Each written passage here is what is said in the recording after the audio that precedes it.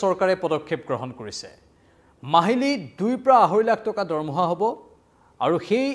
পদক্ষেপটো অসম চৰকাৰে গ্ৰহণ কৰিছে আৰু অসম চৰকাৰে কৈছে যে আমি ৰাজ সাহায্য দিম যিসকলে জাপানত চাকৰি কৰিব যাব বিচাৰে সিএম ফ্লাইট নামৰ এখন আঁচনি মুকলি কৰা হৈছে মুখ্যমন্ত্ৰী আজি সংবাদ মেলত সেইখিনি কথা সদৰি কৰিলে কেবিনেটৰ পাছত নমস্কাৰ স্বাগতম নিউজ 18 অসম নৰ্থ ইষ্টৰ ইয়া হৈছে পোনপটীয়া সম্প্ৰচাৰ ষ্টুডিঅ'ত মই প্ৰাঞ্জল ভাষা প্ৰশিক্ষণ দিয়া হ'ব আৰু সেই ভাষাৰ প্ৰশিক্ষণ জাপানী ভাষাত হ'ব মানে জাপানী ভাষাৰ প্ৰশিক্ষণ হ'ব তিনিটাকৈ প্ৰতিষ্ঠানে প্ৰশিক্ষণ দিব অসমৰ প্ৰায় 3000 যুৱক যুৱতীৰ বাবে সংস্থাপনৰ দুৱাৰ মুকলি হ'ব মুখ্যমন্ত্ৰীয়ে আজি কেবিনেট বৈঠকৰ পাছত এইখিনি কথা সদৰি কৰিছে যেহেতু ইয়াৰ পূৰ্বেই মুখ্যমন্ত্ৰীয়ে ঘোষণা কৰি থৈছিল যে জাপানত আমি চাকৰিৰ এক পৰিৱেশ সৃষ্টি কৰিম অসমৰ যুৱক যুৱতীৰ বাবে যিসকল যুৱক যুৱতীয়ে জাপানত গৈ চাকৰি কৰিব বিচাৰে তেওঁলোকক জাপান চৰকাৰৰ উদ্যোগত বিশেষ ব্যৱস্থা গ্ৰহণ কৰি দিয়াৰ এটা কথা উল্লেখ কৰিছিল মুখ্যমন্ত্ৰীগৰাকীয়ে লগতে আন কেতবোৰ কথাও সদৰি কৰিছিল কেনেধৰণে মানৱ সম্পদৰ তাত প্ৰয়োজন হৈছে আৰু সেই মানৱ সম্পদ অসমৰ পৰা প্ৰেৰণ কৰি অসমৰ যুৱক যুৱতীসকলক স্বাৱলম্বী কৰাৰ এটা পদক্ষেপ গ্ৰহণ কৰা হৈছে এনেও আমি দেখিবলৈ পাই আছোঁ ভাৰতবৰ্ষৰ বিভিন্ন প্ৰান্তৰ যুৱক যুৱতীসকল এতিয়া জাপান অভিমুখে যাবলৈ আৰম্ভ কৰিছে জাপানত এতিয়া প্ৰকৃত অৰ্থত কাম কৰা মানুহৰ কিছু পৰিমাণে হ'লেও অভাৱ হৈছে আৰু সেয়েহে জাপানে ভাৰতৰ দৰে দেশ বা আন কেতবোৰ দেশৰ পৰা এতিয়া এক প্ৰকাৰ সহায় বিচাৰিছে আৰু এয়া পুনত হোৱা চৰা কথা হ'ব আমাৰ অসমৰ বা ভাৰতবৰ্ষৰ যুৱক যুৱতীসকলৰ বাবেও কৰ্মসংস্থাপনৰ বাট মুকলি হ'ব যিটো ৰিপৰ্ট আমালৈ আহিছে সেই ৰিপৰ্টটো হৈছে মাহিলী 2 পৰা 2.5 লাখ টকীয়া চাকৰিৰ বাবে আৰম্ভ হৈছে সিএম ফ্লাইট আঁচনি জাপানী ভাষা প্ৰশিক্ষণৰ জৰিয়তে জাপানত নিযুক্তিৰ দুৱাৰ মুকলি কৰা হ'ব এতিয়া প্ৰথম পৰ্যায়ত 3000 অসমৰ যুৱক যুৱতীক দিয়া হ'ব প্ৰশিক্ষণ আৰু জাপানৰ 3টা কোম্পানীয়ে প্ৰশিক্ষণ দিব কিন্তু একোটা প্ৰশিক্ষণৰ বাবে ব্যয় হ'ব কেইবা লাখ টকা মানে যিসকল ছাত্ৰ ছাত্ৰী আছে বা যিসকল যুৱক যুৱতী আছে তেওঁলোকে এই জাপানী ভাষাৰ যেটো প্ৰশিক্ষণ ল'ব যি 3টা প্ৰতিষ্ঠানে প্ৰশিক্ষণ দিব তাৰ বাবদ 3 পৰা 3.5 লাখ টকা খৰচ হ'ব কিন্তু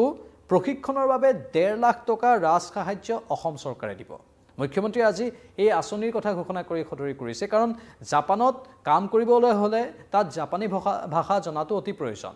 জাপানী ভাষা নজনা কোনো লোকেই জাপানত কৰ্মসংস্থাপন নাপায় আমি হেতু জানো আমি ইউটিউবৰ বিভিন্ন ভিডিঅটো দেখিবলৈ পাওঁ যিসকল জাপানত আছে তেওঁলোকে তাৰ পৰাই ভিডিঅ বনাই আমালৈ প্ৰেৰণ কৰে আৰু সেইবোৰ ভিডিঅত আমি দেখো যে তেওঁলোকে প্ৰথমে তাত গৈ জাপানী ভাষা শিকি ল'ব লাগে আৰু তাৰ পাছতে তেওঁলোকে তাত যিকোনো চাকৰি পাবলৈ সক্ষম হয় আৰু কৰ্মসংস্থাপনৰ বহুতখিনি সম্ভাৱনা আছে জাপানত আৰু কৰ্মসংস্থাপনৰ সম্ভাৱনাৰ লগতে তাত ভাল দৰমহাৰো সম্ভাৱনা আছে সেইবাবে বহু ভাৰতীয় যুৱক যুৱতীয়ে শেহতীয়াকৈ জাপানলৈ যাবলৈ ধৰিছে আৰু তাৰ বাবেই প্ৰশিক্ষণ ল'ব লাগিব এই প্ৰশিক্ষণ 3টা প্ৰতিষ্ঠানে দিব প্ৰশিক্ষণত 3 পৰা 3.5 লাখ টকা খৰচ হ'ব কিন্তু যিসকলে অসম চৰকাৰৰ এই সিএম ফ্লাইট আঁচনিৰ অধীনত প্ৰশিক্ষণ ল'ব সেই সকলৰ বাবে ৰাজ সাহায্য কথা ঘোষণা কৰিছে 1.5 লাখ টকা ৰাজ সাহায্য দিব যি 3 পৰা 3.5 লাখ টকা খৰচ হ'ব প্ৰশিক্ষণৰ বাবদ তাৰ 1.5 লাখ টকা ৰাজ্য চৰকাৰে দিব আৰু বাকিখিনি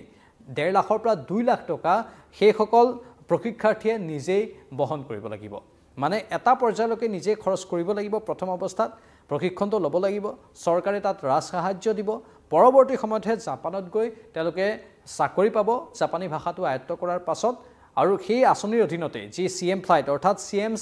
foreign language initiative for global human talent এই আঁচনিত কেবিনেটে যেহেতু অনুমোদন জনাইছে সেই আঁচনিৰ অধীনত তেওঁলোকক এই প্ৰশিক্ষণখিনি লোৱাৰ পাছত চাকৰি এটাৰো ব্যৱস্থা কৰি দিয়া হ'ব আৰু সেই চাকৰিটো যে পাব সেই চাকৰিটোত এটা সময়ত হয়তো গৈ দৰমহা 2 পৰা 2.5 লাখ টকা হ'বগৈ বা প্ৰথম পৰ্যায়টো হ'ব পাৰে সেই কথাটো আমাক বিশদভাৱে জনোৱা নাই যে প্ৰথম পৰ্যায়তে 2 পৰা 2.5 লাখ টকা দৰমহা হ'ব নে এটা পৰ্যায়ত হ'বগৈ অৱশ্যে 2 পৰা 2.5 লাখ টকা জাপানৰ বাবে মাহিলী 2 পৰা 2.5 লাখ টকা জাপানৰ বাবে বিশেষ কোনো টকা নহয় কাৰণ তাত খৰচৰ পৰিমাণ বেছি আৰু আমি জানো ভাৰতীয় টকাৰ হিচাপত জাপানৰ টকাৰ মূল্য কিমান সেয়েহে তাত 2 পৰা 2.5 লাখ টকা একোজন লোক থকাৰ বাবে নিশ্চয় প্ৰয়োজন হ'ব সেয়ে হয়তো প্ৰাথমিক ৰূপতে সেইখিনি টকা পাব পাৰে বুলি আমি সম্ভাৱনা প্ৰকাশ কৰিছোঁ 2 পৰা 2.5 লাখ টকা পাব পৰৱৰ্তী সময়ত তেওঁলোকৰ জাপানৰ এটা কৰ্মসংস্কৃতিৰ এটা বিশেষ উদাহৰণ মই দি থব বিচাৰিছোঁ জাপানত যেতিয়া কাম কৰিবলৈ যায় জাপানত কোনো লোকক অবাবত সময় নষ্ট কৰিব নিদিয়ে যিকোনো কোম্পানী যিকোনো চৰকাৰী অফিচ যদি কৰ্মসংস্থাপন নাপাওক কিয় জাপানত যদি কাম নাথাকে এনেই যদি কোনোবা লোক বহি থাকে তেনেহলে সেই লোকসকল চাকৰিৰ বাবে যোগ্য নহব কিবা নহয় কিবা এটা কৰি থাকিব লাগিব একো কাম নাথাকিলে আনকি অফিচটোকে জাৰু দিব লাগিব মাত্ৰ উদাহৰণ এটা দিছো মানে কাম কৰি থাকিব লাগিব আৰু তেওঁলোকৰ সময়সূচী যিমান সময়ৰ পৰা আৰম্ভ হয় তাৰ ঠিক আধা ঘণ্টা বা ৪৫ মিনিট আগতেই তেওঁলোকে অফিচ পাব লাগে আৰু সময়সূচী যেতিয়া সমাপ্ত হয় কামৰ তাৰ ঠিক আধা ঘণ্টাৰ পাছলৈকে বা ৪৫ মিনিট পাছলৈকে তেওঁলোকে থাকিব লাগে এটা পৰম্পৰা মানে অতি কৰ্মপটুতা বা কাম কৰাৰ ওপৰত জাপানে সদায় গুৰুত্ব দি আহিছে অগ্ৰাধিকাৰ দি আহিছে অবাবত সময় নষ্ট কৰাৰ তেওঁলোক বিৰোধী আৰু জাপানী লোকসকলৰ সেইটো এটা সংস্কৃতিত পৰিণত হৈছে যাৰ ফলত জাপানত আমি মানৱ সম্পদক দেখিবলৈ পাওঁ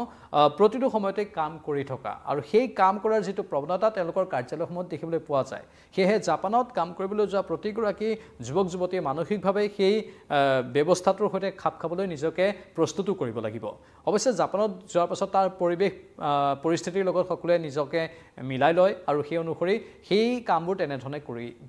কৰিবলৈ সক্ষম হয় অৱশ্যে যিমান কাম কৰে তাত সিমানে কিন্তু টকাও দিয়ে মানে দৰমহা ভাল দিয়ে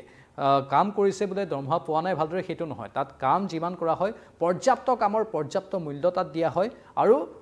যদি ভাল কাম কৰে তাক উৎকৃষ্ট ৰূপত তুলি ধৰা হয় সেইটো জাপানৰো আন এটা সংস্কৃতিৰ নমুনা মানে জাপানত এই সংস্কৃতিবোৰক গুৰুত্ব দিয়া হয় তাত বিশেষকৈ আমি দেখিবলৈ পাওঁ যে বয়োজ্যেষ্ঠ লোকসকলেও অকলশৰে থকা বহু অঞ্চল আছে য'ত বয়োজ্যেষ্ঠ লোকসকলে একোটা ঘৰত অকলশৰে থাকে কিন্তু তেওঁলোকে নিজৰ কামবোৰ নিজেই কৰি লয় এনেও এতিয়া জাপানত সেই যৌথ পৰিয়ালৰ যিটো পৰম্পৰা সেইটো লাহে লাহে কমিব ধৰিছে বহু বয়োজ্যেষ্ঠ লোক এতিয়া অকলশৰে থাকিবলৈ বাধ্য হৈছে আনকি জাপানত এতিয়া জনসংখ্যাও তুলনামূলকভাৱে কমিবলৈ ধৰিছে বহু মানুহ জাপানত অকলশৰীয়া হৈ গৈছে আৰু সেই অকলশৰীয়া পৰিৱেশে জাপানৰ মানুহক কিছু পৰিমাণে হীনমন্যতাৰ ফালেও লৈ যোৱা আমি দেখিবলৈ পাওঁ মানে সেইবোৰ একোটা জাপানৰ বিশেষ চৰিত্ৰ বাৰু কিন্তু সেই জাপানতে এতিয়া মানৱ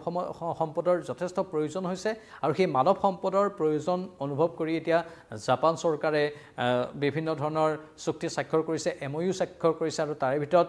ভাৰতৰ অসমৰ সৈতেও এক বিশেষ চুক্তি স্বাক্ষৰ হৈছে আৰু সেই অনুসৰিয়ে এতিয়া অসম চৰকাৰে বিশেষ উদ্যোগ গ্ৰহণ কৰিছে CM ফ্লাইট আঁচনিৰ অধীনত CM ফ্লাইট পুনৰ কৈছোঁ CM's foreign language initiative for global human talent এই আঁচনি য'ত কেবিনেটে অনুমোদন জনাইছে প্ৰায় ৩,০০০ যুৱক যুৱতীক দিয়া প্ৰথম পৰ্যায়ত ৩,০০০ যুৱক যুৱতীক প্ৰশিক্ষণ দিয়া হ'ব তাৰ পৰৱৰ্তী পৰ্যায়ত সেই প্ৰশিক্ষণৰ যি ধাৰা সেয়া চলি থাকিব আৰু অধিক হয়তো যুৱক যুৱতীক প্ৰশিক্ষণৰ এই আওতালৈ অনা হ'ব মানে হাজাৰ হাজাৰ যুৱক যুৱতীক প্ৰশিক্ষণ দি জাপানত যাতে তেওঁলোকে কৰ্মসংস্থাপন পাব পাৰে তাৰ সুবিধা কৰি দিব ৰাজ্য চৰকাৰৰ এই আঁচনিখনে